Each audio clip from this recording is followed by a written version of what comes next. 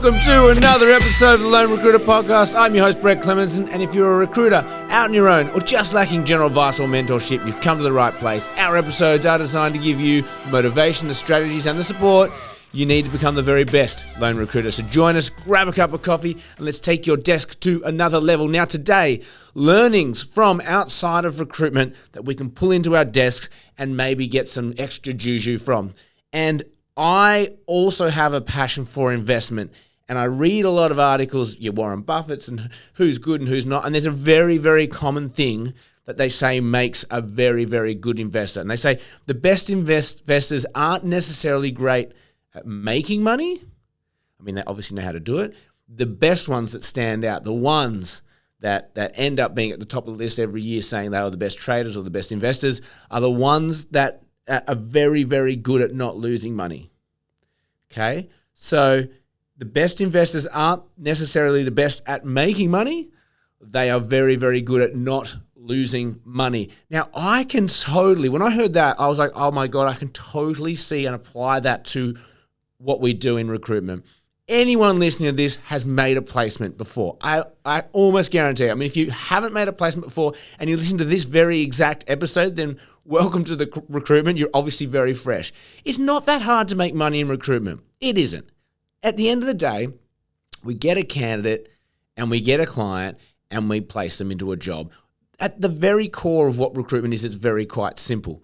And then, of course, there's complexities that get laid over the top of that, and that's why we are consistently pushing ourselves and learning, and we need help and support and all those things. But the point is, we all know how to make placements, okay?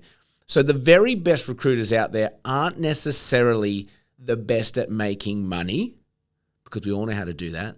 I believe the best recruiters out there are the ones that know how to protect the loss of revenue, or protect or not lose money.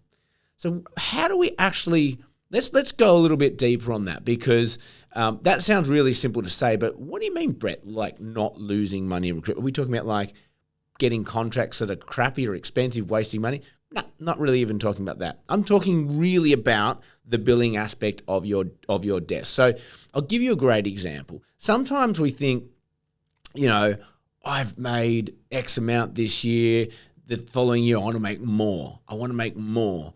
That's a great attitude to have, but sometimes it's actually as simple as going, okay, so where did we lose money? Where did we not make money last year? So, for example, we have a desk here that's quite, when we looked at this, we're like, okay, you're currently billing at 400. We want to get to 600.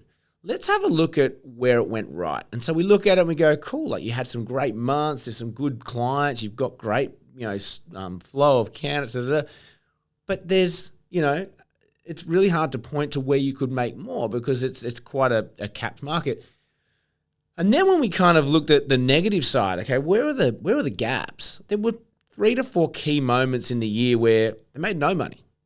And for me, I went, well, bang, that's you losing money, right? So and again, I had this is with another person in our business where they do great billings and couldn't really complain about how much they make. But again, they go, I want to improve. How can I improve? And we looked at it and said, consistency, because 3 months out of 12, they made 0. I mean, granted, those months around it were strong and you've got to take that for what it is. But if I were to look at where can we improve, how do we take you from being a great biller to an exceptional biller? Well, we need to plug those gaps where you were losing money. So it's actually then as simple as going, okay, consistency is your thing. When you're getting busy and you're making these big lumpy months that come are great, but you're neglecting the generation. So we've got countless episodes on that. I'm not going to go into that today, but really, if you're going to look at something today and you're curious, like how could I extend myself as a recruiter? Let's assume we all know how to make money, right? We all remember those big months we had. Yeah, I've had 100K months. I do multiple 50K months. We remember the highlight reel.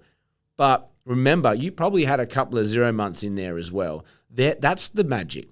That's where if we can stop losing money in those months, that's all your profit. That's all your gain. So I love this idea of taking a logic that's outside of recruitment and seeing how can we apply it to the recruitment sector. I'll bring you back to what this episode's all about, It's only a very quick one. It's more just to shine a light on things. The best investors in the world aren't necessarily great at making money. They're fantastic at not losing money. It's all about risk management. And so again, let's apply that to recruitment. We all know how to make money, and the best recruiters aren't necessarily the best at making money. They're very, very good at not losing money, i.e. not dropping months, being consistent billers, not having a lot of replacements they need to do, so quality within the work. Maybe they're getting more retainers, so there's more secured work.